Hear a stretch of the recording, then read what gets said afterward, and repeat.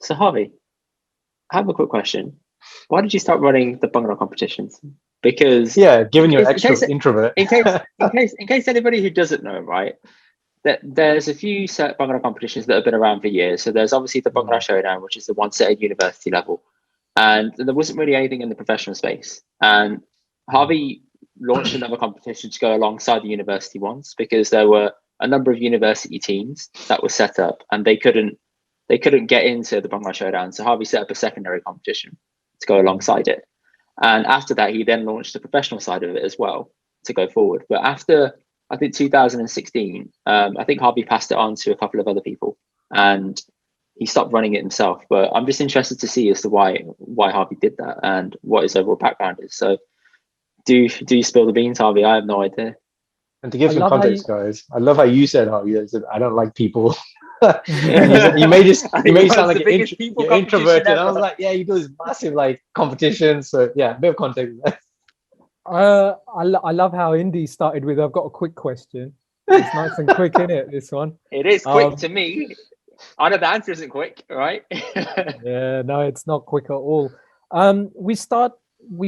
Okay, so I mean, a little bit of backdrop. When I was at school and at university, putting on Bhangra comps was a million miles out of everyone's heads. When the first time I went to North America was in 2004. I didn't get to go and see a Bhangra comp, but I was around a few people who were part of a Bhangra comp out in the US.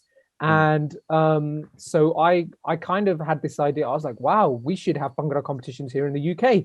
If these Americans can do it, and they've only been there to like 10, 15, 20 years, we can do it. And I hadn't realized it was because they've only been there 10, 20 years and the internet has come up and blah, blah, blah, that they were able to launch competition. I think the first university competition in North America is like the late 90s, mid to late 90s. So wow. I don't know that. Wow. Yeah, it's really late 90s that university competitions really take off there. And then, you know, because of the internet, they started growing and they started building. People knew about it. Different, you know, out there, SSAs, the Sikh student associations, would set up teams and then start going to competitions.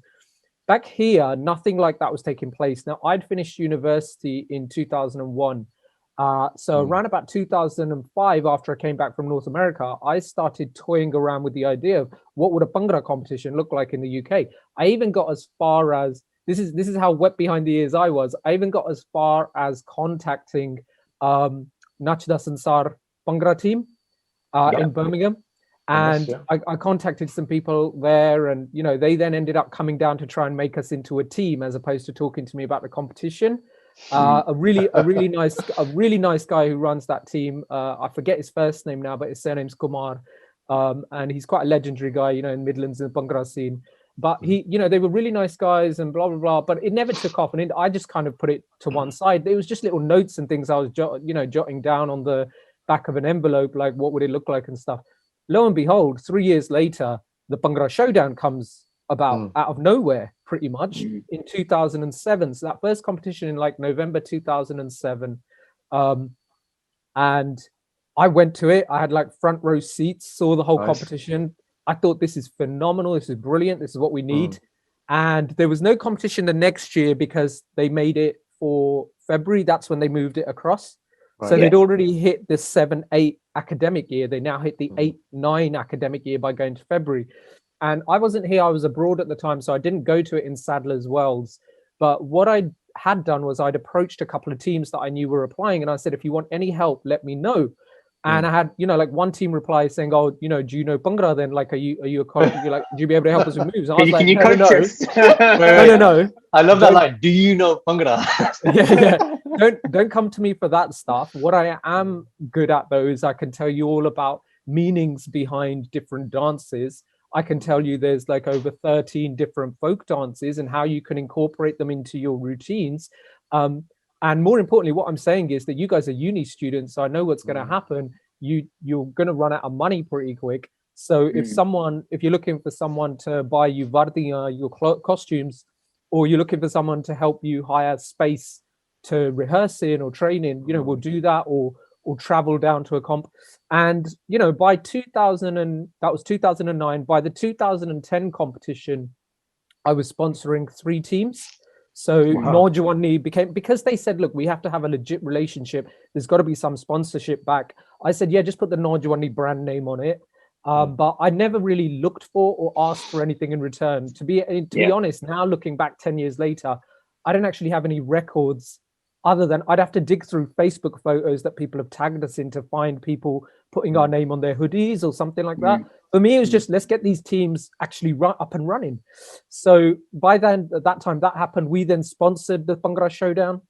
So we sponsored the whole competition. I remember that was 2011, wasn't it? That's right. So that was a year later. Oh, wow. So I just reached out to Imperial. I said, yo, I run 𝗓𝗯𝗍, happy to sponsor the competition. They said, here's the different packages. I said, yeah, we'll come in at the top package, and literally gave them a blank check. And they said, do you know you've given us a blank check? I was like, yeah, how much are you going to use? Just go for it. Do what you want. And, you know, they cut a check for £3,000.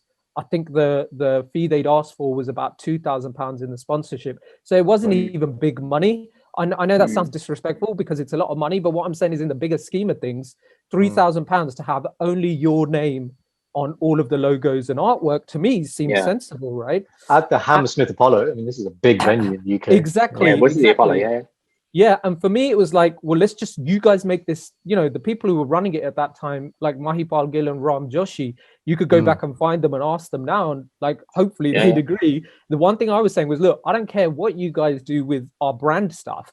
I'm just saying, here's some of my ideas and influence on the direction of the competition, which was all about, yo, make this traditional Punjabi. But the reason I'm giving you the money is, make it the best competition you can.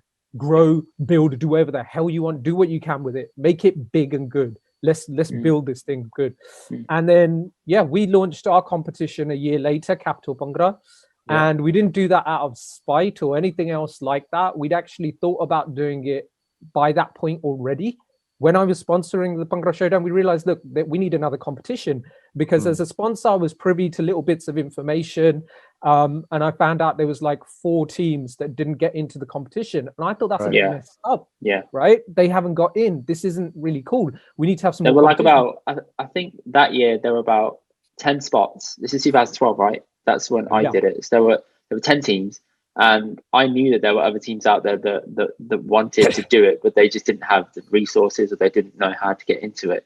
But uni socks were popping up, like Bhangra socks and other places were popping up. And I was like, okay, I'm assuming that they want to put forward a team, but they can't make the cut, because there was a bit of a legacy in Bhangra where if you competed the previous years and you won, you were definitely going to get in. So you would send through an audition video of you dancing, knowing, we're definitely going to get in because we won the previous year, or we won 2 years before, or we've got legacy people behind us that have passed it down to us. That's what I had at my university at 𝗓𝗏. So that made sense. But the gap between the top and the bottom wasn't really that big back then. It is now, but back then it was kind of even. And I then thought, how are those other teams gonna gain experience without getting on stage and without really being given the chance? And then thankfully Harvey put together Capital.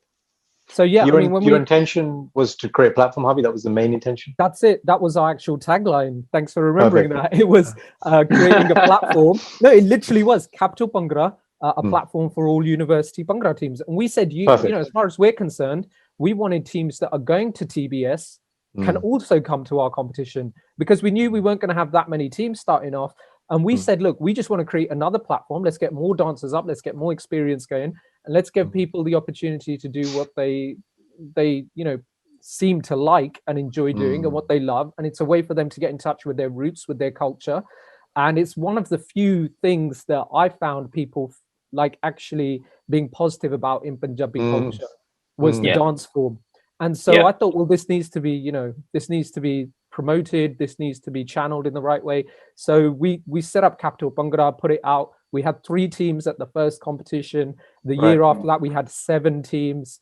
The year after that, we had 8 teams. And, so after that, it was just right. There's definitely more than enough demand here now. I think the highest number of teams in any one given year from universities has been 23. 23. Because you ran 2 competitions, didn't you? You ran the Bhangra Competition University and Capital Bhangra within about 2 weeks of each other. That's right. Yeah. So we ran we ran TBCU and we ran Capital, and the same year you had TBS, and across all 3 competitions there were 23 teams. And that's when I thought, all right, this is peaked now. We've got it good. There's a certain way it can go now. And Right. sadly, it didn't go that way, not in my opinion. But I was thinking, now this is great. People will be able to build on this. We'll have, 23 will become 40 easily, because there were still loads of side unis. There were a lot of unis that were collaborating together. And you could see this kind of deviating out and becoming a circuit, which is the word they use in North America. It's a Bhangra comp circuit. Yeah. And I thought, okay, the UK will have that. We'll have one competition in the south, probably two competitions in the capital, one competition in the Midlands, a couple up north, one maybe even in Scotland, something like that. And teams will decide they can enter this one and this one and this one, but not that one. You can have a whole roster of dancers. You could have up to 25, 30 dancers. You could send squad. You'd send the A team to this competition, but then you'd send this team to that. Why not do that, right? So I kind of figured that gets more people dancing. It gets more people interested. It gets more people learning about the culture. And sadly, that didn't happen. It became all about the winning trophies. The best of the best. It just became about placing. There's nothing else. You had to get first, second, third, and even then, and best male dancer, best male dancer, best female dancer. People finishing third were upset that they hadn't won and stuff like that. It all just became about the trophy, and we had tried our hardest since 2012 to make it about the experience you're having over these two days. That's what we really. Two questions from me, Harv. So one, just to give our listeners a bit of kind of behind the scenes. So, you're running big competitions here. There's like 3,000, maybe 4,000 people attending. In terms of the organization for a competition of this scale, like how much prep are you doing? Is like a year? Like what are you doing in the preparation? How do you put together a competition on this? What's your team look like? And, how does that work? We'd start organizing the competition like a month after it ended. So the next competition, you'd work 11 months in advance of it. Usually we'd have the venue booked at that point. So if the competition, like towards the end, Capital Bhangra competitions were always in March, by April, we'd have the venue for the next year, deposit paid, booked, penciled in, as it were. By the summer, you'd just be doing little things like making branding, thinking of things like how we're going to promote this, how we're going to work on this. A lot of that was done by me on my own, or me with one or two other key people, and just saying, what could we learn from last year? How can we change that? Then as soon as September hits, it was just like all hands on deck, and everyone who was working on the competition would just be working on their bits, or the bits that they can get involved in. So whether it was liaising with teams, with captains, choreographers, making sure people understood rules, trying to sort out hotels and things like that, bookings, dealing with the venues. That's always the trickiest part, particularly for us, because we always closed off the bar. So most venues didn't, every year, even with sometimes we're using the same venue, every year you'd have to go and explain to them why we're closing off the bar. And, they would charge us usually £3,000 to £5,000 for closing off the bar. Really? Oh, wow. Yeah. You'd have to pay a lot of money to close off the bar. But think about it, they make all their money on the bar. They're selling, a pint for £4, £5, and people are buying in the breaks. We had a policy, like I've always had a policy in my life, whenever Najwani does anything, no alcohol served at the venue, at the event.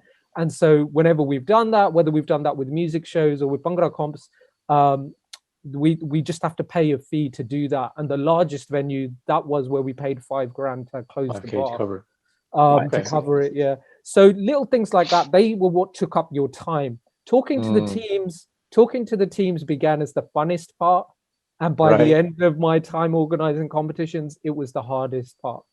So give us a sense of that. Why did it become hard? Why did the dialogue, in 2010, 11, 12, when I was just sponsoring teams or talking to teams at the first Capital Bhangra, people were really enthusiastic. They were very much into learning about moves, learning about what Bhangra is, learning about other dance forms like Sammi and Luddi and how they fit in. They were still picking up, people were still finding their way. And so they had this great enthusiasm. When they'd speak to you, a little bit all starry-eyed about Bhangra scene and competitions. And, inquisitively. But what I saw that evolve, and it has nothing to do with people changing. Like as in, these people weren't there anymore. These new people, the younger people were different. It has nothing to do with that. In fact, there's one person I've liaised with since 2010, right up until 2016. And I just saw this drastic change. The guy I met in 2010 sponsored their team before TBS. He was a really nice guy, a bit naive, bit, you know, like this, you know, trying to work out what it all was. Bit coconut fight, if I can say that. And then by 2016, he was calling me with sometimes 30 to 40-minute long calls about a single bullet point that we had in the judging rubric about why that was warranted or not warranted, why it had this many points on it. And that's the point where I was like, you've just taken 40 minutes of my time. I've got a newborn kid in the house that I should be spending time with. I've had to come out of the house because I'm talking too loud. And, you know, to talk to you about one single point of a rubric and the judging scheme. And there were a few occasions where I'd get people saying, well, you know, you're not actually a dancer. So that's why you don't understand these things. And that's the moments where you have to bite. So that's when you'd bite your tongue a little bit and say, you know, when I first met you. So, you know, and you don't say that stuff. I'm saying it now, but it's because you think, you look back on it now and you think, man, I should have decked so many of these people. when someone, And that was actually my second question, is about, like you said, so the intention was to create a platform. You clearly did that. But your second thing was to link people, like maybe who maybe a bit coconutified, with the culture and what it is to do Bhangra and the history and the, you know, behind Bhangra. I personally, I thought that didn't happen. Like literally, maybe you knew the word fasla and like you were told this is crops, but everything got sidelined to, mate, how can I get this clean? I want to get this move nice and clean. How they do it in America? What can I do with my hands to standardize it? And it just became a race of who's the cleanest team? Can you go ham for 8 minutes? Who's got the best mix? That's what it became. So how did you, and what I'm trying to get into is when you started, and what was your way of getting people to understand what is Bhangra and what do these moves mean? And how did you do that? How did you try and impart that? You're going to laugh. The first thing we ever did was we offered lectures to Punjabi societies. And I kid you not, I gave a lecture at Queen Mary's Punjabi Society in like 2009. Indeed. I wasn't there, mate. You weren't there then. Yeah, no, you weren't there. You weren't there. I was like, when did Harvey do this, man? I swear I would have been there. Yeah, no, you would have, but no, it's before your time. But it was very early on, and I went there, and I must have been naive as hell as well, because these kids had all come out to like a student union bar. They were sitting around. They were going to have a meet and greet type drink thing, but then they were going to have this 20-minute lecture about Punjabi culture from me, and I started talking to them about, you know, Punjabi culture is based on a lot of myths and a lot of philosophy that comes out of those myths. So it's not about whether the myths really happened or not. What it's about is the learning that you take from it, and then you get to understand how these people evolved and why their culture is the way that it is. Punjabis are a very, very incredibly passionate people. They are also the most stubborn people in the world and will cut off their nose to spite their face. They really don't care. They'll do that. And so it was trying to explain that. And I vividly remember I started talking about 𝗓𝗏𝗃 and Rani Sundara. And so this is one of the historical Punjabi legends that's told of Rani Sundara and these two jogis, 𝗓𝗏𝗃, and it's like quite lengthy to go into now, but I started retelling that story, and you have to picture it. It's like a student union room bar type thing. And the lights are dimmed. There's just this like red neon light coming from behind the bar. And I'm looking at 25, 30 kids talking to them about 𝗓𝗏𝗃 and how the love that he showed, the love that Rani Sundara has, is meant to be indicative of the love that is required for any soul to try and gain a realization of what existence is all about. I didn't say it as eloquently as that, definitely. It was 10 years ago, but that was the message I was getting across. And I remember just looking at these kids, like kind of going like, what? Like, what's he going on about? Like, what? Why is he even here talking to us? Does he want to talk to us about Sikhi or something? I was like, no, I didn't mention, you know, my Punjabi Sikhi. My paggan were not that big back then either, and like I was wearing a smallish kind of pug and just talking to him, and it was like, no, I didn't mention Sikhi once. It was just about, you know, this is a place, when you hear the rhetoric of Punjab is a place of rishis and the peers and these famous fakirs, right? Guru Sahib di dharti ta hegi hai. So it is the land of the Guru, but it's a place of fakirs and great souls who had immense amounts of passion within them, but they were able to harness that and elevate themselves to higher states of consciousness. That's what this territory is about. That's why they've evolved a culture where different tribes in different areas don't like intermarrying unless it's with a tribe that they get on with. It's why you develop these different geographical areas. The Malwa in the north is, the Majha in the north is completely different to the Malwa in the south. And, you know, all of these kind of things I was trying to get across. And it was just the worst medium in the world. In 25 minutes. I love it, Me man. turning up to lecture people and saying, this I is what you're Harvey, really if doing. I was 19 and I heard this, I'd have been like, I don't ever want to come to one of these things ever again. My word. Basically, that was it. I was very lucky in that the people who'd called me to these lectures were people who went on to become my friends in the sense of like the Bhangra comp scene. And, you know, they gave me the benefit of the doubt and they said, yo, thanks for coming, blah, blah. And they never said, oh, it was crap. I knew that the minute I walked out. And I started thinking this has got to change up. So we did that in 09, we did that in 10, 11. By the time we started launching our own comps, all we were doing was we were cutting it down to like a 2 to 5 minute at the beginning of the pre-night mixer. So the pre-night mixer all became revolved around, let's have some fun, let's play some games. And the games would involve a much lower down version of Punjabi culture. It usually involved things like guess the track from the first 5 seconds. What do you put these lyrics into English? Who could do it the fastest? Who can do it the best? So it was all about little bits of fun and games of let's get you learning Punjabi language. Let's get you opening yourself up to what different songs mean and maybe why they shouldn't be in some of your routines. Oh yes. We had a few of those. Yeah, plenty of those. Everyone had all of those, and they still continue to have all of those.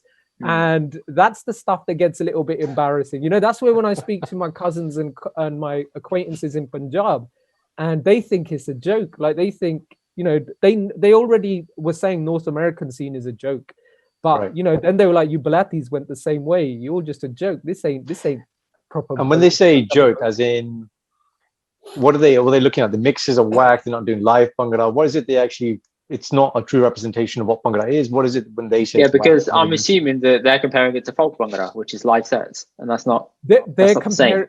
They're not. Their main issue is with the fact that it all went to music sequences straight away. Yeah, of course. Right. But their biggest beef is that there are different steps being put into one entire routine, and it being called Bhangra when parts of it are actually Luddi, parts of it are chumma, because they would do a dedicated set to just one type of step, and that's it, which is a whole set for chumma, a whole set for sub, etc. Which we've seen, but we're saying we're using Bhangra as this umbrella term. And we did that at Capital Bhangra. Every year we showcased after the first comp. Every year we showcased a different dance. So we did have a performance of Luddi. We've had a performance of Gidda, first ever professional performance of Gidda in the UK. I remember that, So what we tried to do was let's start showcasing some of these 13 to 17 dances. Let's start putting them out there a bit. And I'm not free of blame of this either. Some of the people I spoke to in Punjab, mainly at universities, and they were saying like, you're a big problem, you're a big cog. You're a big problem here. You are the problem. You shouldn't be giving these people money to be doing this stuff. You shouldn't be promoting them to do this stuff. You shouldn't be edging them down this way because they think they know something and they don't really understand it. So that was a major kind of issue. And what did they think would be? What's their perceived negative consequence of us doing Bhangra competitions and watering down? I see. Like, you're watering down the actual meaning behind it. It's not the actual way that it was. That's it. The one comment that comes back time and time again is that there's no grace. They go, you've got no grace. Wow. That word grace, man. Oh my God. The amount of times saying you didn't have enough grace. I'm like, what does that physically mean? Like, so you know what's the tangibility of the word? It's so subjective. And I think definitely the UK seeing grace equals now. Well, grace has been sidelined from going ham and just going giving a pump, and 𝗶𝗏𝗃𝗏𝗃 where you're jumping off the floor and this kind of thing. You have to. One of the things about Punjabi folk dance, all of the different dances, was always about control. It's harnessing control.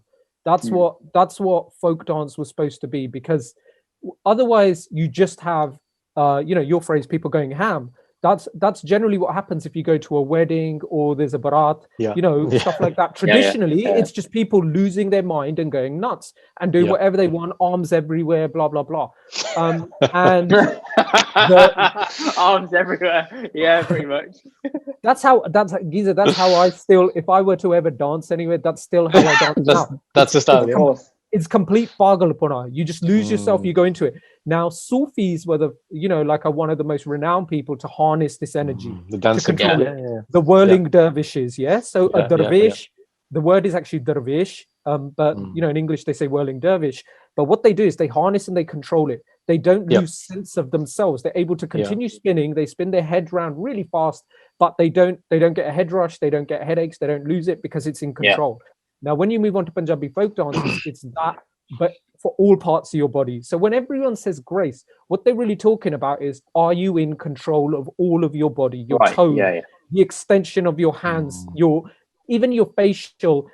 One of the things I think when most of the Punjabi judges say stuff about faces, about grace, when they use the word grace, it's about the face, because you can tell on someone's face immediately how much they're in control or they're not. And it's not just down to how much garmi they got, it's how much they're straining and stressing. I've got to have a nakra on, like this, just the standard nakra, right? This is what you got to do. That's the second word there, right? Nakra. There's not enough nakra. It's not done with grace. It's not done. The word that I always tried to use, it didn't really catch on, was integrity. You needed to have integrity. Right. You're feeling the pain. Friggin' show it. You got some pain in you there, right? Not like everyone copied. The problem was everyone copied Bhangra Empire. It doesn't matter if someone's put a nail through your foot. You got to do the cheerleader smile like the Bhangra Empire girls do. Like that smile just stays there. They Botox the hell out of it and just stay like that for ages. That's what got lost in translation for people in Punjab. I shouldn't be speaking on their behalf, but it lost in translation for me and my generation too. When we saw it, we didn't see control. We didn't see harnessing it. I like to see some mistakes, by the way, in a routine, because you're real. You're going to slip a little bit here or there. You're not going to be able to harness this in. It became about what you said, Jazz, just trying this aim for athleticism, perfection in athleticism. That was always going to be the standard, though, isn't it? Like, no matter what you do, whenever you start out with any idea, anything in the world, you start off with a nice original idea, and eventually it becomes regimented. Let's make it efficient. Let's make it perfect. Let's do this. Let's make it as good as it can be. Let's literally hammer and tongue it to the best point, and that's it, done. But by doing that, you lose all the originality. You lose all the jagged edges that come with it. Like all those other bits that make it unique, it's just gone. And then what I saw coming in was we had that phase, and then we had this other phase where it was like, okay, now everyone's clean. Now everyone's like really fit and goes to the gym. Now what? Right. So then it's like, now let's just for a whole year. So the competition organizer come. What we're going to do is we're going to watch India teams for a year, and then we're going to get loads of random segments that no one's ever seen. We're going to combine them, make this hybrid fusion dance, and then we're going to drop it and then start doing all this on stage, right? And then that's it. And that's going to be the killer move. When Ojala came out with that killer move, and everyone was like, everyone needs to do this now. And a big point for me, I remember when Vasta Punjab dropped that move where they do the whole like this, and the first time I saw that, and I was like, wow. And then you saw everyone doing it, and it's like, everyone it's not the same. Even now, it's all not the time. There was too much borrowing from other people. There was too much not trying to be yourselves. I got to put my hands up. I'm a huge part to blame for this with the other Bhangra organizers. Comp organizers. We started wanting to push teams away from gimmicks, because we thought gimmicks had taken the mick a bit too much. Like there was such a thing as doing gimmicks, right? I can't remember which TBS it was, but there was about every team had a gimmick, and the one that it was the umbrella gimmick, Harvey. I remember the umbrella gimmick. I think you said it once. Like, is anybody else going to do an umbrella gimmick for this year or what? Like, I remember you saying that, because it kept happening every year.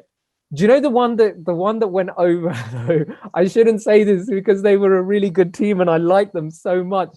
But it was Kingston. Should we guess? Let's get wait. Bowling ball. Yeah. Kingston. That was it. It was that one. It was the bowling ball. And when I saw the bowling ball, we saw that live, and my heart just sank.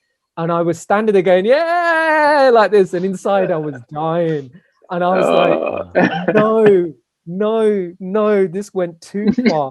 And we really pushed every team after that, saying, concentrate less on the gimmicks, think more about your dance. But when we did that, we took some of the fun away from it, and we were part of the problem to push it towards this. Well, let's become the most athletic. Let's have the best stamina.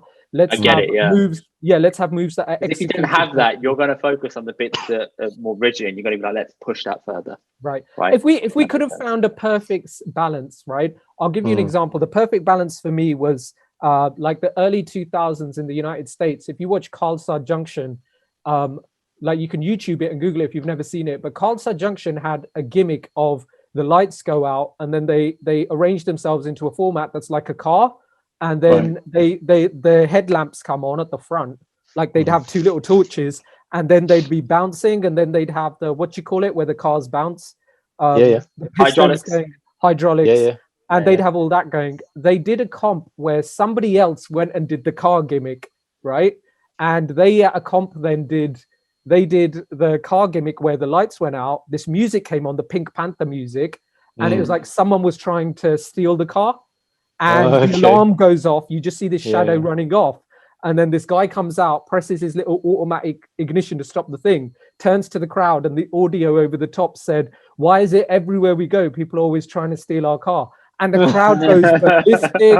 The crowd goes ballistic, and then the music kicked in, which was their own personal jingle for this is 𝗶𝗆𝗄𝗃 Junction, blah blah blah. But that was like, for me, the height of gimmicks. That's what it was supposed to be. That's what a gimmick was supposed to be. It was supposed to be intelligent. It was supposed to be a slightly kind of thinly veiled hit at other teams around you, friendly, not to start beef, but a thinly veiled hit. And it was supposed to fit as part of your routine at the very end. The gimmicks changed too much. There's certain comps as well that, like in America, there's gimmick competitions, there's folk competitions, there's like fusion competitions. That's probably the way to go about it. I don't think we had that in the UK, so you tended to find like random teams would throw little bits in that didn't really work. I think the height of the scene was TBC 216. I think that was the peak of the professional team scene, because that had the highest standard, and I don't think we've seen anything since where teams from pretty much 1 to 6 were all really good. I think that was the one. Unfortunately, there's a few people in the Bhangra comp scene who disagree with you and would say TBC 2014 was the height. For a while, I was thinking that too, but more and more over the last few years, the more I've watched back videos, and I tend not to watch them too much nowadays, but the more I'd watch them back, 2016, I did literally leave it on a peak. TBC 2016. I think you did, Harvey. That's a very fair point. Yeah. No one's ever bettered it. And even the TBS performances I've seen the last few years, they've not been the same. Not even close to what TBC 2016 was. It was huge. It was really big. It was a great comp. I remember that hard. That was my last comp. I knew I was walking away. I was going to get married the final year. And I remember our last training session. Indy, obviously you'll remember it. And I just walked around the room. Everyone was sitting on the floor, knackered, excited, scared, whatever it was. But for me, there was a sense of, this is it. Whatever the placings, I'd already won at this point, so it wasn't the novelty of winning. So I walked around, I shook everyone's hand, I said, thank you for this opportunity. And I want to say I gracefully left. Let's use that word. I gracefully left the scene. And I actually remember when the placings happened, because we were all on stage, brothers in arms. And I saw my parents. I was looking at them, and then the placings came. We were happy for the teams that won, and I just looked at my family. I said, I'm happy. I'm free. I haven't left anything here. And now I still look back at my performances, even though it's 4 years, man. Where's that time gone? 5 years. I think it was great. 5 years, but I left everything there. I needed more people like you in these comps who would do that, because for us, that's what it was all about. It was about competing, meeting other people who share this passion and interest with you. And like I said, the root of it all was, I never shied away from it. I want you to get in touch with your roots, with your backdrop. I'm happy there's non-Punjabis doing this and learning about our culture too. That's great too. You guys learn about this too. Learn about our culture, in the same way that European culture and society has kind of taken over the world. And now, North American, Black North American, I should say, culture has taken over the world. In the same way, one day I'd like to think Punjabi culture might grow a little bit and extend itself out. And that was the kind of medium through which we could do that. Unfortunately, that didn't always work out. Your team definitely at that comp was easily the most patient to deal with, especially because we had a problem with the scoring at the end. You still didn't. You still didn't place, but I'd got a score wrong on the sheet that went round to you guys. It was quite a bad mistake as well. But you still didn't place, but you came a lot closer than you thought you had immediately. But the grace with which 𝗶𝗆𝗆 and 𝗶𝗔 took that, and there was only a couple of digs or jokes about it on social media at the time. And I remember thinking, like, damn, man, I really needed every team to be like this. And unfortunately, that's not the way it rolls. The teams that place are always happy and give you lengthy phone calls afterwards telling you how great the comp is. The team that finishes in the lower echelons are the ones who give you a lot of hassle, tell you this was wrong, that was wrong, blah, blah, blah. And that's when I started realizing, man, that weren't happening in the first few comps. The second Capital Bhangra, that was a proper comp, 7 teams. UCL came second. They complained about 1 or 2 things for about a couple of days later, right? And they were the reigning champs from the first comp. But the University of Leicester had won. There was a couple of things that weren't great in the way we'd set the rules out. But UCL complained about it for a few days. Then they got on with it. They were happy, like they moved on. We saw that all the way up until around 2016. And that's when I was like, in that last year, I just lost the plot with how to deal with people. I think in that year as well, Harvey, like the reason why you think that we were so not over the top about it in the end is because, I don't know if you've seen it, Sonny made that GoPro video, right, about the team and stuff, saying, why did we enjoy the GoPro video, and why did he put it together? And in the end of it, there's Harvey giving a speech saying, lads, doesn't matter if you finish. Sorry, it doesn't matter if we come first or if we lose. It's all about the satisfaction. And he was right. It was always genuinely about giving a good performance and having that feeling of a good performance. Like, I watch that setback, I still get goosebumps. I still get nervous. Like, I'm like, this is a great feeling. I can't get that feeling ever again. I still remember the sound of everybody on stage. I remember where all our fans were. I remember the smell of the stage. Like, all of it, it's all still really there within me. But going back to the main point as to why you stopped, then I'm assuming it's mainly because of people's reactions, too many people getting egos, like all of those little things just started grating on you. You just thought, you know what, it's not worth it anymore. Let's just leave it. Yeah, I never thought, it's not worth it anymore. What I did think was, though, that I can't keep doing this because I'm going to get into trouble.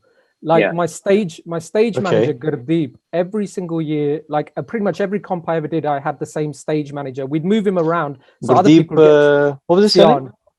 Oh, Doctor. Yeah, Dr. 𝗶𝗍𝗆. We worked together first year. Yeah, really cool guy, man. I really love him. He was my stage. Everyone, man, I swear. Karan, you go non-stop. If you go back and you watch Sonny's GoPro video, obviously 𝗶𝗍𝗆 didn't know. I don't know if he knows he was on. But he's there calling us to go to stage, and he's a funny guy. So he's like, I know the guy. I recognize him. Yeah, I know him. Yeah. He's like, boys, grab your balls, grab your shit, grab your stuff, and he just says all this random stuff. You're like, this is 𝗶𝗍𝗆, man. Yeah. He was one of the early organizers of TBS. So like, I think he was involved in the second year of TBS. He was at Imperial College. So the second comp they organized, he was backstage. Third comp, definitely he was backstage, and he was part of the main leading committee and stuff. He got involved with me very early on, and I said, look, I'm doing this kind of stuff, putting comps on. He became my backstage manager, side stage manager through all the comps. We'd let other people come up and experience that. That was a big part for us. Always we'd change volunteers up backstage. You get a chance to experience doing this, experience doing that. It's good on your CV, but it's a good experience. But essentially me and 𝗶𝗍𝗆 would run things together, and 𝗶𝗍𝗆, he would give speeches like what Harpal gave in Sir Hilarious's video, right? 𝗶𝗍𝗆 gave us that all the time, and he was giving that to all teams. Look, when 10 years from now, you're not going to care that this happened or that happened. It's going to be the experience you have and the memory you have of like, these are fun days. He goes, learn that now. Trust me, learn it now. And people, it's true. People just weren't taking that on. Where we left was in 2015. I had a couple of fights. They didn't end up. They didn't go physical. I'm not a physical fighting person at all. And I'd probably get laid out myself and knocked out myself, but. It was not genuinely, At least he's honest. I would as well, right? I don't work out and I don't get involved in physical fights and stuff, but obviously I get involved in arguments and fights, and I got a bit of a gift of the gab and I know how to get myself out of it usually. But when I don't, I'm not the kind of guy who's going to walk away either. I'll stand there and just take it. Then give me a kotta, then innit, touch my pug, and then this becomes a masla for death. But other than that, if you rightly knock me out, then maybe I deserved it, right? So I'm arguing with people like that. And in 2015, we had a few arguments like that. And that was the biggest competition we ever did. We did that at Her Majesty's Theatre in Piccadilly. We had 1,500 people in the venue. It was huge, huge.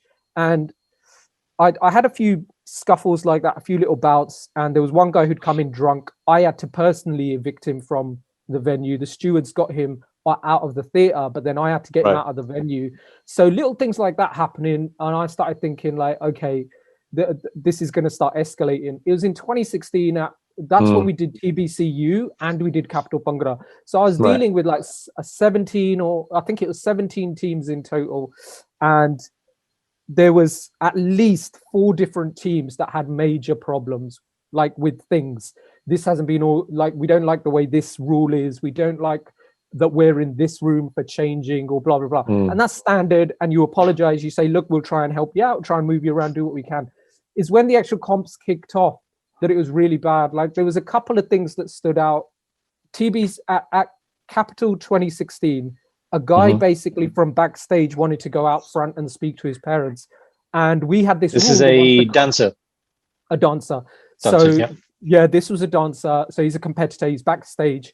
And we had a rule that once the competition starts, the only people backstage is the choreographer, your team doctor, if you got one, or a physio or something, and that's it. Like a dresser, you know, the turban ties are told, even the pagwale, the turban ties are told to leave 1 hour before we actually start. I remember you guys that. Okay. We had some quite strict rules, and it's because we were getting fined by venues, particularly that venue, Queen Mary's Great Hall. We'd get fined when we broke certain rules, like there were too many people in the foyer area. I didn't know There's too many people going in the stairwells. And we tell teams this, look, I'm getting fined for this every time you do it, don't do it. And the rule was, once you're in Vardi and the competition has started, people are in the venue, you don't go out front. We're really sorry. We know you want to go see your parents. That do it after the comp. Tell them to hang back and do it after then. Don't do it during comp, right? And because, you know, if I let one person, there's 150 of you. I should really let all of you. And that's chaos. So we're not going to do that, right? We're not going to do that. And this one guy said, I don't give a, you know, what you say. I'm going out to see my dad. And I said, sit back down. You ain't going anywhere. And he kind of moved himself back, went to one side. I kind of walked off, thinking that's the end of it. I was then front of house 5 minutes later. I saw him standing there in full Vardi with his old man. And I went straight over to him, said every 𝗶𝗍𝗃 𝗃𝗏 you can imagine, and pushed him with his dad there as well. Yeah, his dad there. This guy was like 6'1", so I didn't push him back to one side or anything, but just through the sheer volley of my vitriol, he backed off a bit. And I said, mate, I'm about to shut down this whole competition. And every dancer and every family member here is going to know it's because of you. And like, I told you to not do this and you've just gone against my rule. So as far as I'm concerned, this is all shutting down. I completely lost the plot basically with it. I'll openly say that. But I was so vexed that this guy is challenging me like this. Like, what do you think I'm putting this on for? Like, it's not for fun, the lack of appreciation, the gratitude, and I presume he knew who you were. Like, you know, you're the head honcho. Oh yeah. No, he knows who I am. Yeah. And here's where I then feel really bad. Gurdeep had been called over the mic. He turned up, like, over the radios. He turned up within like 5 minutes, pulled me to one side, said, listen, I'm about to throw you out of this competition. You're losing the plot. Get back in that room. You go isolate yourself for 10 minutes. And that's that. Now, when Gurdeep says that to me, I know, damn, I got to listen. And my pride was a little bit hurt, but I did it. Now, as I'm walking off, the dad comes over to me, pulls me back from one side, from the shoulder, says, Mr. Singh, I'm so sorry. I'm really sorry. He shouldn't have come out. It's really bad. He should be listening to you. You're doing such a great job. And I literally turned around and I said to him in Punjabi, I was like, "Main je enni akal tere kole hai ta apne munde nu de de." If you've got that much, like, if you've got that much knowledge, because look at me, you might be standing there probably thinking, "Senkinniya gandiyan galan kattda," Seng is saying all these dirty swear words. Listen, mate, first and foremost, like, I don't care about profanity and things like that. This is something we've worked a whole year towards. And, you know, if one person does something, 10 others are going to run out and do the same thing. And my neck's the one that's on the line, no one else's. So, you know, tell your kid, don't do that again and go back in. And, you know, to his credit, he then took my phone number, called me again afterwards, sent his apologies. His kid sent an apology. But by then it was too late. I said at the end of that competition, when I came out of that room 10 minutes later, like, Gurdeep literally looked at me and started laughing. And I wasn't laughing. I was close to tears. I was like, how could I lose it that much in front of, you know, there's 20, 30 people watching. Yeah. And I realized that stopped too much, gone too far. That makes sense. No, I get it. I get it. I think really, in that moment you probably realized like it was all starting to get to you, and it starts to grate on you more and more. The people start doing it year on year, that it's just not worth it anymore. I actually respect you more for doing that than actually carrying on and being like, oh, I could just bottle it up and lay it out some other way. Like, don't do that. I don't mind like Jazz, you said, it's very right. Like sometimes we really do need that validation of people showing some gratitude, of course, and saying, you know, thank you for doing this. We do need that. But at the same time, I've never wanted that. What I wanted to see was full venues, no sharab, little kids, old grannies. I think, like, you know, all the comps do this, but we would make access space. There were certain tickets. There was 8 tickets a year you could only buy if you were in a wheelchair. Like we'd have everyone come in, bring your gran, she can't move well, bring her in a wheelchair. We'd be like, let's get whole families out, whole families experiencing this. Let's get young kids really inspired by it. Let's get your olds inspired by it. Let's get Harvey, right? I know that you mean well, right? But if my nanny was there, my grandma, and she heard the sound of that bass, she'd have been like, where's the organizer? Tell him to turn the volume down now. That's true. Right? Kind of be careful what you wish for, Harvey. I know for the ticket sales. Be careful, my friend. My mum only came to one. My mum only came to one competition. My dad never came to any. But my mum came to one competition and she kept earplugs in the whole time. Yeah. And she had a smile on her face. She said, "Bahut badhiya theek, bahut badhiya laga." And I was like, great. But she told me before she comes, she goes, I'm not going to listen to any of this. Like she does that when she goes to weddings, she has earplugs in. A lot of people do that now, right? So I know a lot of people feel that. I feel that. Year after year, I'd go into the booth and I'd be talking to people like Simon Berwick, and I'd be like, Simon, man, Giza, can we please lower the bass? Please. And Simon would be like, Harvey, no, but Harvey, the bass is what makes us go for it. No, look, I'm happy if you can hear it like it's coming out of a tape deck. I think it's better like it's coming out of an old tape deck, right? That's good enough for me. And he was like, listen, when we've got 800 people in this venue and it's not a sound check, we need to have all these levels. And so that's why it was like, you know what, actually you have to have that. But so we really pushed it. For me, that's what I wanted to see. And when I realized that I'm now a negative force on these competition circles, take yourself out. Not going to stop. Not going to take, pack up my goalpost, my jumper goalpost and ball and walk home. That's when I said, okay, Simon Berwick and 𝗍𝗍𝗆, they took on Capital Bhangra from me. There was no buy sell involved. I just said, you don't want to run this comp for me? And they go, yep, great. So I'm not involved in putting any money in it. I don't have to pay any of the fines or dues or whatever. They took over it. They changed the logo branding. They ran it for 2 years, I think. And they have their own competitions in their own right as well anyway. But the only agreement we made was that if you guys don't want to do this anymore, it has to come back with me as part of the decision making who takes it on, because they have to understand the same thing we're trying to go for here. So is that why you think the scene is sort of cooled a little bit and there's not much happening? Not only coronavirus, but also I think the last professional competition was 2018, and there was potential for something to happen in 2019. It didn't materialize, and I think now it's sort of really gone quiet. And I don't think it's the competition organisers' fault, but I just think that it's been in a bit of regression for a couple of years. I think the scene in general, because most people see if you go to TBS, you always predict the top 3. And 9 times out of 10, you tend to get it. And the gap between the top 3 and the bottom is massive. Like, it's huge. And it just becomes a bit of an unfair monopoly sort of kind of thing. And I'm not sure if that's because people don't want to pick it up, or it gets too political, or etc. But do you think the scene is really dead and there's no real way back for it? There's always a way back. It'll always there'll be peaks and troughs with anything, right? Yeah. So at some point it will probably rise again. But I don't think I think it's going to take something special for that to happen, because at the moment, the culture that's infested everyone on that Bhangra comp scene, or over the last 5 years that it did, was all about what we've said repeatedly now. It just became about being the most athletic, perfect execution possible of a set of moves to the best mix. And that's boring. That's boring as hell. I don't want to go to a comp to watch that.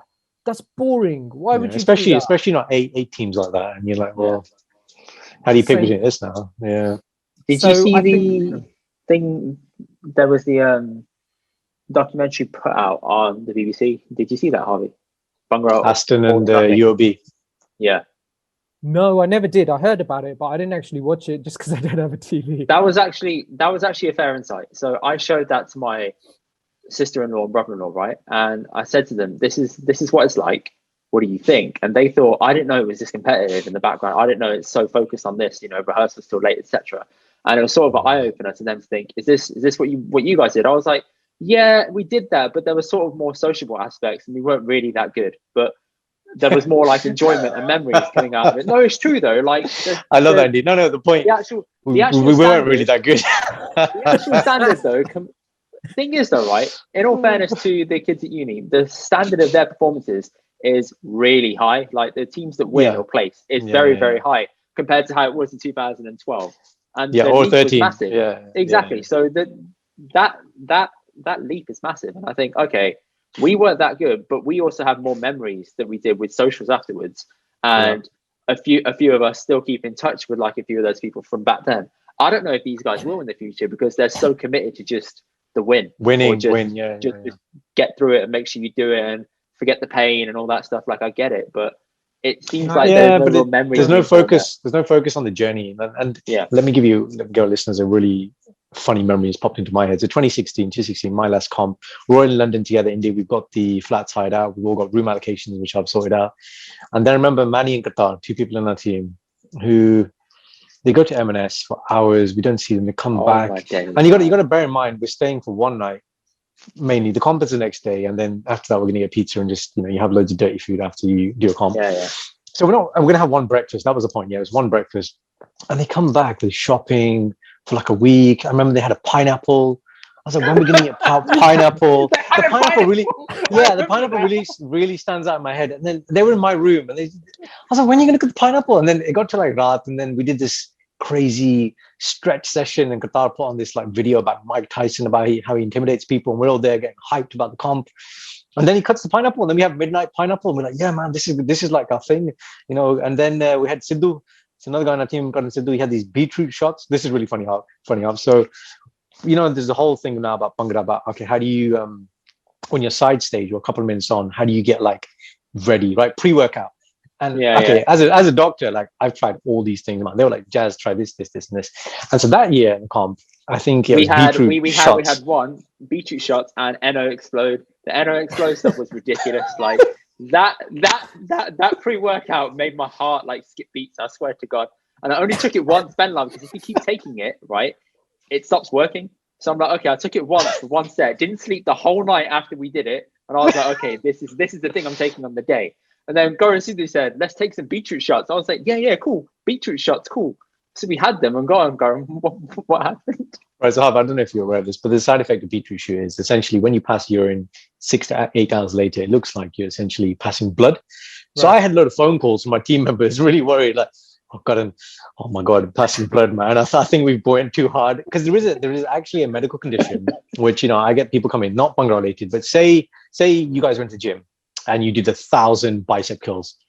If you do enough exercise, your muscle will break down and it will pass out your kidneys and it looks like blood. It's muscle breakdown. It's a real condition. And so these guys are all really, really concerned that they're losing corn and Bhangra's done this to them and they're going to have to go to A&E. And I was like, boys, you had beetroot. Just relax, man.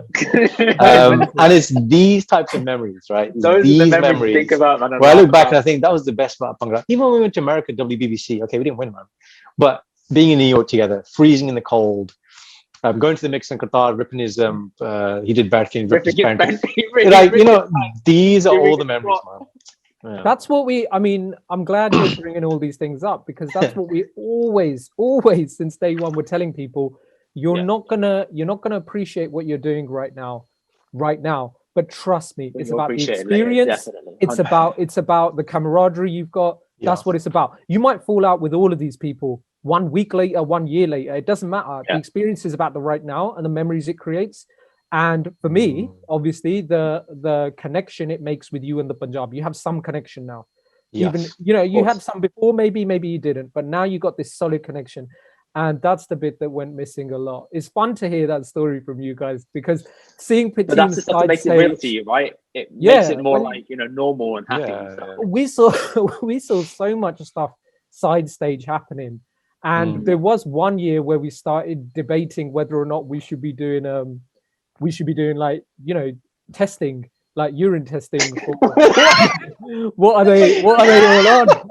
And we taking steroids in that. Okay, all I'm gonna say on this point, right? Again, not mentioning teams, not mentioning names. There are some people who did take some illicit stuff pre-comp, right? Yeah. And again, I've watched certain people and I know exactly how nervous they are when they've done some comps. And some comps, they're just fully relaxed, which allows them to express themselves. And I'm like, this isn't natural, man. I've looked at you when you come off stage and there's definitely something in your system, man. But it's I mean, it's worse than that. There's obviously like, you know, there's I think there was a few people who were definitely taking some class A drugs. And that was always a concern, obviously, because we didn't want it anywhere near around us, and we didn't want it at the venue or you want to be else. Promoting it. And we definitely didn't want it to inspire others and stuff like that. But what can you do? Because at the end of the day, we weren't gonna be able to set up, instigate like urine testing for. You started and everything. You started the UFC. Let's go, right? And see, and that's what we're talking about. That's what we're trying to get away from. You can tell when someone's a bit 𝗟𝗓, they've had a little bit of nasha, they've got some intoxication. You can tell that wasn't as huge a problem for me as, you know, that's someone doing three cans of Red Bull can be in that same state, right? The issue for us was when it started tripping over, maybe there's something a bit serious here. And that came about with people being, yes, you know, we are the best team, we are the greatest team. And the whole, you know, winning is everything, boys, nothing else will suffice. And that whole mentality scared the living daylights out of me, mostly because I was like, if I take you right now, your entire team, and I plonk you in the middle of Jalandhar, you're all getting mugged before the end of the night. Of course you are. 100%. Right? Jalandhar So massive. don't give me this because you got a chadar on and because you got a 𝗃𝗏 pug, you get you know Punjabi culture somehow, right? Most of them still to this day speak Tutti Punjabi, and that's not absolutely. That's not a criticism of, like, everyone's Punjabi ain't that great. My Punjabi ain't that great. But then stop acting the whole Billy Big Boys like we're in for the culture. You could supplant some teams now. Indy, that earlier question you asked, the scene is pretty much dead now because you could take this out of being a Bhangra comp. You could make it into like a synchronized dancing comp of any genre. And the teams would rehearse moves to that genre of music, that genre of dance style, and still probably have a good chance of placing at those competitions, because it all became about how athletic you are, how great you are at executing, how good you are in synchronicity with other people, how much dedication you put to that. And like I said, that has absolutely nothing to do with the Bhangra comp. Bhangra comp's supposed to be 𝗓𝗏 that happened at the first capital, Greenwich. Really? Their captain said, we've all gone Gurdwara Matha Teked, had langar, and now we're going to dance. Okay. Said, are you serious? And he gave me loads of prashad. He goes, "Main tere liye bhi prashad le aanda, bro, prashad for you." I was like, no way. But then, you know, funny things that you saw happen at comps. Like, you know, your last comp, you guys said, when I got a message from 𝗃𝗏, I think it was, saying, oh, one of our team members wants to wear a GoPro. Is that cool? And I was like, yeah, of course, go for it. It sounds fun to me. You know, whereas I know a lot of other organizers or a lot of other teams certainly frowned upon that and said, this is making a mockery of it. I'm like, I think this is brilliant. Right? Documenting the story. And the funny thing is, Harvey, I guarantee you, those people who are mocking it all watched that video. Like, it's not even going to debate. They've all watched it. Everyone's seen it. Like, the beautiful part of that video is actually when you see, I can't remember if it's when we're going on stage or when we come off stage, and there's a room where we go through all the other teams. And there's on just stage, when we go on stage and you see everyone on stage, around right? There's like, I think Fid's definitely in there. Fid's like, is it on? Is it on? Yeah. But there's so much PR. There's everyone's like fist bumping. Like, look, yes, we're competing. Look, what did we do? Look at the bit after that. We landed this great set. We're on this massive fight. Indy's run to the front of the stage and like going, yeah, come on. You know what? I've never seen Indy that hyper. Wait, before you come in. I did that. No, I have to say this, right? People mock me for that to this day, right? But I did that because I've broken my ankle in the 214 set and I couldn't do it, right? For these guys, so I had to step down. Then I tried to compete in WBBC. I had the same ankle issue and I wasn't good enough. Fine. Then I tried doing Folk Stars and I still wasn't good enough. So for me, that set was like redemption. It was my fourth attempt to get into the team. I made it. I did it. I had such an outpour of emotion afterwards. I was like, oh my God, I've actually done it. Like, I kept thinking, am I going to get injured? Am I going to hurt myself, etc. So that outpour for me was massive. And I was like, this means a lot to me. It was 4 years in the making since my last professional set. So that meant a Indy, lot. I loved you for it, because before that, for UOB and for 𝗶𝗍𝗍𝗃, that was my role, man. I was the shouty kind of guy. If you watch the video for Folk Stars when we won, that was me, man. I was like jumping off the stage in 𝗶𝗍𝗍𝗃 and stuff. Then you did it, and on a whole different level. But the memory I was going to say is, then we went backstage into the changing area. I think it was NS's speaker. We put our own music on there, and we just started doing like Harvey, like the non-controlled Bhangra, like the random Bhangra, and we were just so happy that. And I'd say in all my Bhangra competitions, the pre-placing time is the best like high I've ever had in like Bhangra. It's that bit, man, when you just come off stage and you don't know about the placings, you just with your team. How many jumpion do you give, man? How many hugs do you give? You just hug everybody. You're like, oh man, I love you. And that time I shouted at you, I didn't mean it, and I love you. And no, it's great. It was really, really great, man. It's interesting you say that. One of the capitals we did think about, I'm not saying we seriously considered it. Obviously we didn't. But at the same time, we actually talked about it for a good 10 minutes about what we should do is when the last team's gone on, and then when the exhibition performance has happened, go on stage and say thank you and good night, everyone. Yeah, no placings. And then we tell all the teams we're packing up and going home. I don't know about you lot. And literally put all the judges in a taxi and just send them away and say, when the videos go up, you can all judge yourselves. We didn't seriously consider it. I shouldn't pretend that, but we thought it would be a really great, like that would be a fun joke to play on people, to explain to them, yo, we're not here for the competition bit, but we know that's the only way to get you lot out for it, the teams competing, is to drive for it. And half your friends come out because they want to support you. I don't mind things like what Indy did, Ram Joshi at Imperial College. He used to do that a lot as well. Like, he'd give a lot of pump to the crowd as soon as their performance is finished. One of my very good friends, 𝗶𝗍𝗍𝗃𝗃𝗶𝗍𝗃 from GCC, he's infamous because he did it on stage when they won TBS, and he was part of Leicester's team. When they were announced winners and they pick up the trophy, some people started booing because they were a live set, they didn't like him, and he jumped on stage going like this, jumping around with his middle fingers up. I don't know if you guys remember that or not, but like I remember he did the heel click. You remember what was that team from North America? SGPD. No, SGPD heel click. I remember him doing that. I wasn't in Bhangra at that point. That was one I went to watch, and I was like 𝗶𝗍𝗍𝗃. After that, I kind of looked at him and I thought, wow, what an idiot. But at the same time, I was thinking, he's a bit of a rebel in this guy. He don't care. There's like this many thousand people in front of him. He gave it all that. That's actually what Punjabi folk dancing and Punjabi culture is about. Passion. Coming back to your key word. Exactly. Reference point, rewind a bit, Harvey. The reason why they were booed was because everyone knew that they had dancers from SGPD and they weren't from Leicester. Like, there is that as well. There is that other layer on top. No. The only reason, listen, there were people in Bhangra who knew stuff, right? People in teams who knew stuff. But the audience, because I can tell you the people I knew in the audience, my age of people, and they were in the audience and we were in the audience right at the back. The people who were booing because they didn't even have any music, just had that idiot singer and the dolly. And that's what they were all shouting. So you're right to say what you say, Indy, but trust me, that's not why people were booing. People were booing because they thought that there was some sort of fix, and a team that clearly should have placed last because they did something that wasn't on the, no one was expecting it, were they? Yeah. And exactly. so when they do something like that, you haven't come out to see that, a lot of people booed.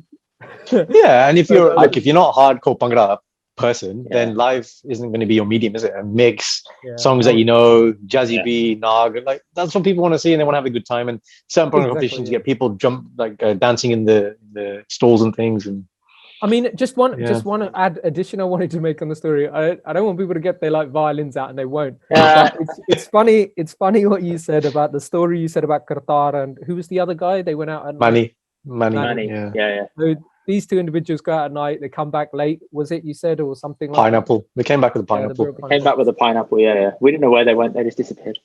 Every comp, and I kid you not, every single comp. We did the university one's Capital, where we had the pre-night mixer. We would finish washing the dishes at about 2:30, 3 a.m. in the hotel bar. So it would be me, 𝗶𝗍𝗍𝗃𝗃𝗃, and then any one of about 5 or 6 other people who were volunteers who hadn't fallen asleep yet. We'd be in the bath washing dishes, because we were trying to save. We were losing so much money every comp.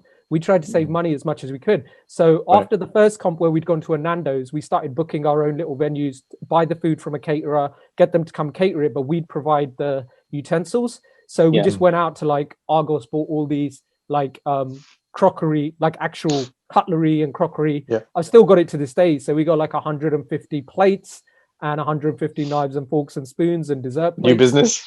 Do you know what? Like we've used it since then. Whenever we do anything like a dinner or something like that for our like the charity I volunteer for and other groups and things like that. But it's just it paid for itself after the first comp anyway. That's what the caterer was charging us for cutlery. So we did all that, and it's just always makes me laugh because we would be up till that late, and the next morning like people would see us at 9 or 10 and not realize, they've been in a bath in a travel lodge, dishes, right? Washing Pandey, full seva. And geezers are out going to 24-hour Tesco's buying pineapple. Right. All right. Comps are a very special space. And the final question from me, Bhangra. I need to move the topic on because I'm aware of time. But yeah, go on. Last question. Go on. Last Bhangra question. SPD. You aware of this team? This American team. When they went to India and they did live set. And they didn't place, and there's this whole ruckus about. What's your take on their performance? What happened? Do you think it was spite, or do you think it was genuine? Like all these things they were saying. I thought their performance was very good. I don't think it was spite, but definitely Punjab. Okay, so every Punjab competition, like anything that happens in Punjab, is up for corruption, and that doesn't matter whether the team has come from Balat or Canada, America, or if it's come from Amritsar or from Patiala, right? They have that in them, and they're going to continue to have that in them. So it wouldn't surprise me if there was some bias and prejudice against the scoring that happened there. I thought it was just a great thing to see that kind of thing start to happen. I believe VP took a team to a Punjab comp, right? Yep. Basta Punjab. Yeah. And like I thought that would be good for people to try and experience that. The choreo of Josh Valetti and that JVD Jasdeep.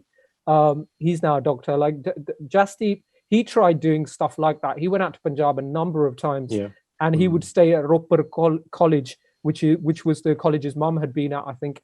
And so he met people there. He did loads of dance, learned loads of dance choreos with them. Tried to get into their teams to go into comps and stuff as well. Wow. I think. But the idea was we needed to have that connection. That was another thing that's a regret for me. It would have been good to have made that connection, boost people together, to not just have this this simple connection to Punjab through your culture and through what your dance form is and what your music tastes are, but actually go back to the place, see what it looks like, see how it's behaving now, and that kind of stuff. And that's something we very rarely do, and that's something that is a real regret for me. It's strange because I've been able to make that happen from my Sikh studies side of life. But from the Bhangra side of life, it didn't happen. And to be honest, it should have happened from the Bhangra side quicker. Naturally, more organically. Yeah, where I could encourage people to go to Punjab, check stuff out, even organize tours and trips. And from the Sikh studies side of stuff, we've actually started organizing tours and trips for Sikh study students to go out to Punjab, go visit universities and historic colleges and see places of historical importance and, see the Punjab generally. That should have happened through the comps much quicker, and we didn't push it hard enough. I just started thinking after those early lectures, I'm just going to bore people with this stuff. But it would have been great. Like there's one part of our trip is going to 𝗶𝗆𝗆𝗃, and in one part of 𝗶𝗆𝗆𝗃, there's a settlement from the Harappan civilization. So that goes back to like 4000 BC, and it's one of the earliest known. It's one of the earliest known. The Harappan civilization, the Indus civilization. They're the earliest known kind of groups of people anywhere in the world to use irrigation channels and settle and start farming. So to see that in the flesh in 𝗶𝗆𝗆𝗃, I think is like a nice treat and something good that brings you even more connection. Now you understand how Punjab's people are a heck of a lot more when you see that, wow, this is the kind of houses they lived in and this is the kind of ground. It's a proper archaeological site. It's not clear. But you suddenly realize, wow, this goes back thousands of years. This ain't real history. Yeah, Punjabi culture and music doesn't start with Gurdas, man. Yeah, Well, okay, unfortunately, right. If there's one snippet we're That's- going to take from that, Indy, I like that, man. so. I'll take that.